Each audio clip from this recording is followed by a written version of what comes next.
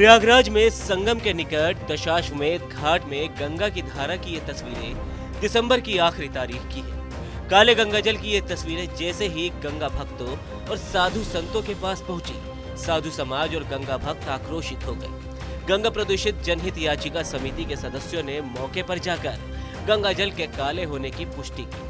दौरे के बाद समिति ने पाया कि सीवेज ट्रीटमेंट प्लांट से गंदा पानी छोड़े जाने की वजह से और साथ ही गंगा का जल स्तर कम होने की वजह से जल काला हुआ है।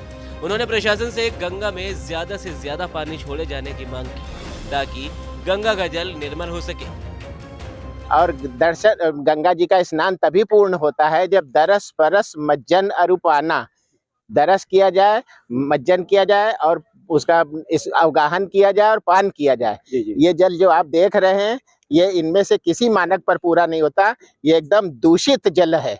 और हमारे भारत के यशस्वी प्रधानमंत्री और मध्य प्रदेश के मुख्यमंत्री के अनेकों कोशिशों के बावजूद ये अभी तक सही नहीं हो पाया। हमारे वकील साहब इसके लिए 2006 से प्रयत्नशील हैं, बड़े बड़े मंत्रालय बने, बड़े बड़े प्राधिकरण बने, लेकिन स्थिति ज्यों की त्यों है, बद से बदतर हो रही है।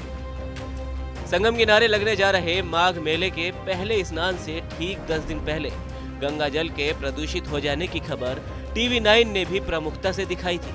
केंद्रीय प्रदूषण बोर्ड ने इस मामले में नगर निगम प्रयागराज को फटकार लगाते हुए गंगा नदी में गिरने वाले शहर से सभी नालों को बंद करने के आदेश जारी किए थे। इधर माघ मेला प्रशासन भी नींद से जागा और नरेगा से भी प्रतिदिन 6000 क्यूसिक गंगा में पानी छोड़ना शुरू कर दिया। 15 दिन पहले लगभग 3200 क्यूसेक चल रहा था। कल का रिपोर्ट जो थी 7000 क्यूसेक के आसपास में जल आ गया है और स्नान लगभग 8000 के आसपास में रहता है, 8000 से 9000 के बीच में। तो पर्याप्त मात्रा में गंगा जल छोड़ा जाएगा और प्रारंभ भी हो गया छोड़ना। तो स्नान के समय स्वच्छ और निर्मल जल, पर्याप्त जल मिलेगा। तो अब गंगा जल काला नहीं जैसे कि साधु संतों को थोड़ा सा? नहीं, गंगा जल एकदम स्वच्छ और निर्मल रहेगा। पर्याप्त मात्रा में पानी रहेगा। जो 8000 9000 क्यूसेक के आसपास में स्नान होता है उतना पर्याप्त पानी उपलब्ध कराई जाएगी। गौरतलब है कि 15 जनवरी से शुरू हो रहे माघ मेले में लाखों श्रद्धालु और साधु संत महज इसलिए यहाँ 1 महीने तंबू के शहर में रहने के लिए आते हैं ताकि वे सुबह शाम गंगा में स्नान कर अपने कल्पवास को पूरा कर सके। इसलिए 1 हफ्ते पहले माघ मेले की तैयारियों के लिए संगम क्षेत्र पहुंचे यूपी के मुख्यमंत्री योगी आदित्यनाथ ने भी प्रशासनिक अधिकारियों को निर्देश दिया था कि हर हाल में माघ मेला शुरू होने से पहले गंगा का जल निर्मल हो और स्नान करने योग्य वो हो जाए। अब जाकर कहीं गंगा संगम में आने वाले गंगा का जल निर्मल हो गया है। प्रयागराज के संगम तट पर लगने वाले माघ मेले को लेकर अब कुछ ही दिन का समय बाकी है।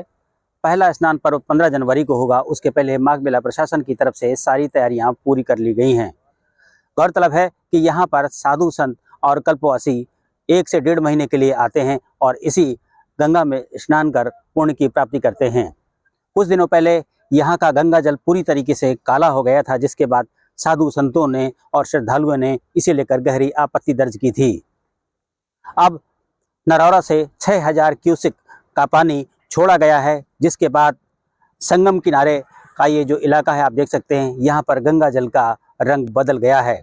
अब ये गंगा जल प्रदूषित नहीं है और इसकी वजह से साधु संतों में भी इसे लेकर खुशी है। साधु संतों का कहना है कि समय के पहले अगर गंगा जल मिल जाएगा तो उनका यहाँ आना भी सार्थक होगा।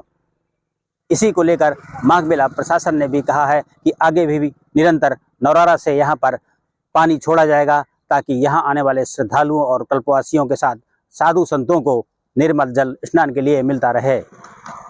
दिनेश सिंह, TV9 यूपी, संगम तट, प्रयागराज।